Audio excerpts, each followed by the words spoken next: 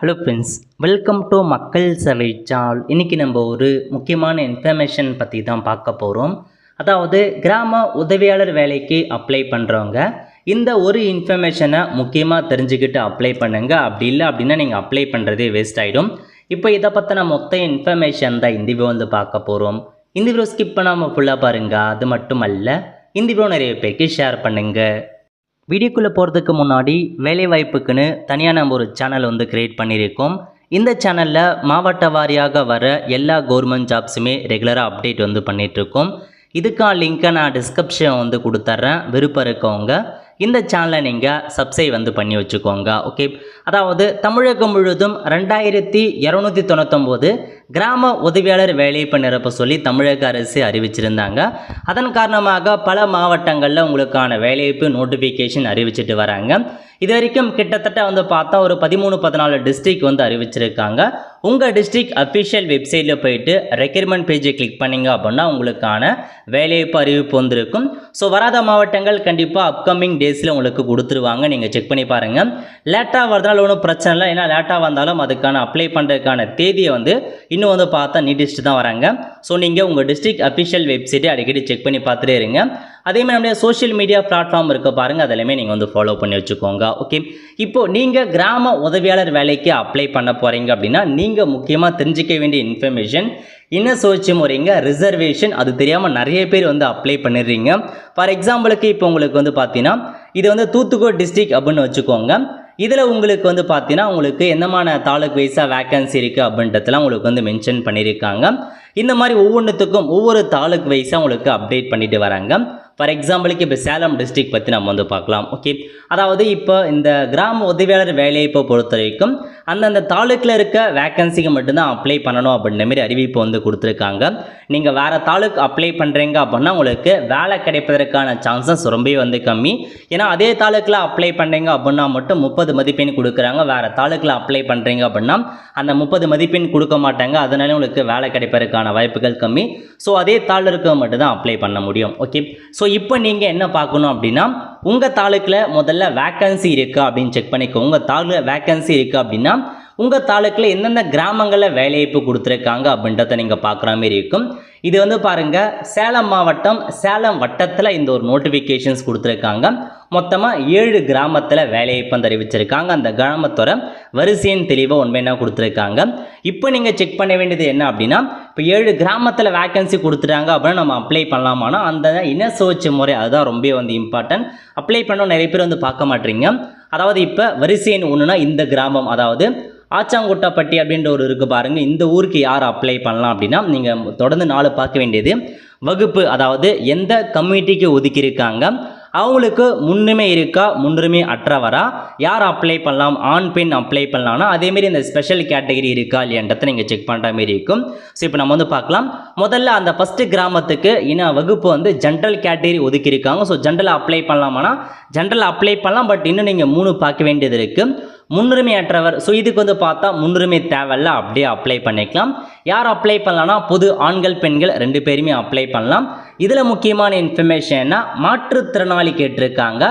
பார்வையற்ற பார்வை குறைபாடுகள் டிஃப்ரெண்ட் ஏபிள் பர்சனில் பிளைண்டு மற்றும் லோ விஷன் இருக்காங்க பாருங்க, அவங்க மட்டும்தான் இந்த கிராமத்துக்கு அப்ளை பண்ண முடியும். அதாவது ஜென்ரல் கேட்டகரியில் இந்த டிஃப்ரெண்ட் ஏபிள் பர்சனில் பிளைண்ட் மற்றும் லோ விஷன் அவங்க தான் அந்த கிராமத்துக்கு அப்ளை பண்ண முடியும். அதே 2வது கிராமம் எடுத்துறீங்க அப்படின்னா கம்யூனிட்டி வந்து எஸ்சி கொடுத்துட்டாங்க.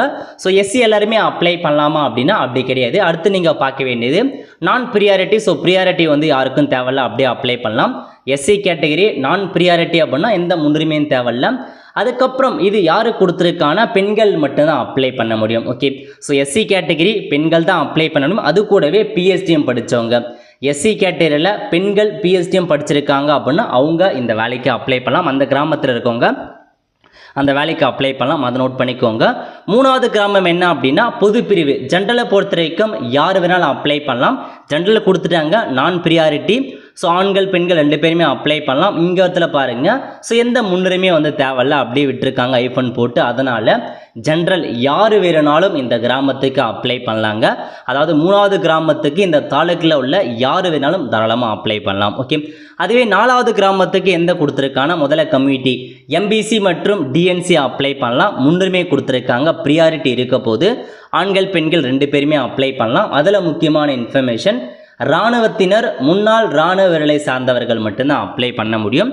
ஸோ எம்பிசி டிஎன்சி கேட்டகரியில் முன்னாள் இராணுவத்தினர் மட்டும்தான் இந்த ஒரு கிராமத்துக்கு அப்ளை பண்ண முடியும். ஓகே, இதுவே 5வது கிராமம் எடுத்துறீங்க அப்படின்னா புதுப்பிரிவு ஜென்ரல் கம்யூனிட்டி கொடுத்துருக்காங்க. நான் ப்ரியாரிட்டி பெண்கள் தான் அப்ளை பண்ண முடியும். அதாவது இந்த 5வது கிராமத்துக்கு ஜென்ரல் கேட்டகரினா யாரெல்லாம் அப்ளை பண்ணலாம். ஸோ பெண்களுக்கு ஒதுக்கி இருக்காங்க. ஸோ பெண்கள் மட்டும்தான் இந்த வேலைக்கு, எந்த கம்யூனிட்டி சார்ந்த பெண்கள் வேணாலும் இந்த வேலைக்கு அப்ளை பண்ணலாம். அதேமாரி 6வது கிராமத்துக்கு என்ன கம்யூனிட்டினா பிசிக்கு ஒதுக்கி இருக்காங்க.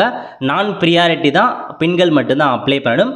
ஸோ பிசி பிரிவினரை சார்ந்த பெண்கள் இந்த வேலைக்கு அப்ளை பண்ணலாம். ஓகே, 7வது கிராமம் ஜென்ரல் கொடுத்துருக்காங்க. நான் ப்ரியாரிட்டி, பொதுதான் ஆண் பெண் அப்ளை பண்ணலாம். பட் என்ன சொல்லியிருக்காங்கன்னா எக்ஸ் சர்வீஸ்மேன் அல்லது பிஎஸ்டிஎம் முடிச்சிருக்கீங்க அப்படின்னா நீங்கள் அப்ளை பண்ணலாம். ஸோ ஜென்ரல் யார் வேணாலும் எக்ஸ் சர்வீஸ்மேன் மற்றும் பிஎஸ்டிஎம்மாக இருக்கீங்க அப்படின்னா அப்ளை பண்ணலாங்க. இதுதான் உங்களுக்கான அந்த ரிசர்வேஷனை பார்த்து தான் நீங்கள் அப்ளை பண்ணணும். நிறைய பேருக்கு கன்ஃபியூஸ் இருக்குது. நீங்கள் செக் பண்ண வேண்டியது முதல்ல என்ன கம்யூனிட்டி, ப்ரியாரிட்டி இருக்கா இல்லையா, எந்த ஆண் அப்ளை பண்ணலாமா பெண் அப்ளை பண்ணலாமா, அதேமாரி எந்த ரிசர்வேஷன். ஸோ உங்களுக்கு பிஎஸ்டிஎம்மா, எக்ஸ் சர்வீஸ் மேனா, இல்லை டிஃப்ரெண்ட் டேபிள் பர்சனாக விடோமா அப்படின்னு கொடுத்துருப்பாங்க. இந்த இடத்துல கொடுத்துருக்காங்க அப்படின்னா அவங்க மட்டும்தான் அப்ளை பண்ண முடியும். ஓகே, ஸோ இதான் உங்களுக்கான இன்ஃபர்மேஷன். நல்லா நோட் பண்ணிக்கோங்க. ரிசர்வேஷன் இந்த மாதிரி தான் பார்க்குற மாதிரி இருக்கும். திரும்ப திரும்ப உங்களுக்கு வந்து எக்ஸாம்பிளுக்கு வந்து சொல்லியிருக்கேன். ஸோ அதேமாரி தான் அப்படியே கீழே வந்தீங்க அப்படின்னா வேறு தாலுக்கான நோட்டிஃபிகேஷன்ஸும் கொடுத்துருக்காங்க. இந்த தாலுக்கு பாருங்கள், மொத்தமே 3 கிராமம் கொடுத்துருக்காங்க. முதல் கிராமம் பிசி கம்யூனிட்டிக்கு ஒதுக்கி இருக்காங்க. நான் ப்ரியாரிட்டி தான், ஆண் பெண் 2 பேருமே அப்ளை பண்ணலாம். ஸோ பிசியில் இருக்கவங்க யார் வேணாலும் அப்ளை பண்ணிக்கோங்க. 2வது கிராமம் வந்து பாருங்கள், பிசி முஸ்லீம் ஒதுக்கீடு செஞ்சுருக்காங்க, ப்ரியாரிட்டி கொடுத்துருக்காங்க. யாரெல்லாம் அப்ளை பண்ணலான்னா போரில் உயிர்ந்த அல்லது ஊனமற்ற குடும்ப உறுப்பினர் இருக்காங்க பாருங்க, அவங்க மட்டும்தான் அப்ளை பண்ண முடியுங்க. ஸோ அதையும் நோட் பண்ணிக்கோங்க. ஓகே, இதுதான் உங்களுக்கான ரிசர்வேஷன் கேட்டகரி. இந்த மாதிரி தான் பார்க்குற மாரி இருக்கும். எந்த கம்யூனிட்டிக்கு ஒதுக்கியிருக்காங்க, ப்ரியாரிட்டி இருக்கா இல்லையா, ஆண் பெண் அப்ளை பண்ணலாமா, அதில் இந்த ஸ்பெஷல் ஒதுக்கியிருக்காங்களா அப்படின்றத நாங்கள் வந்து பார்க்கலாம்.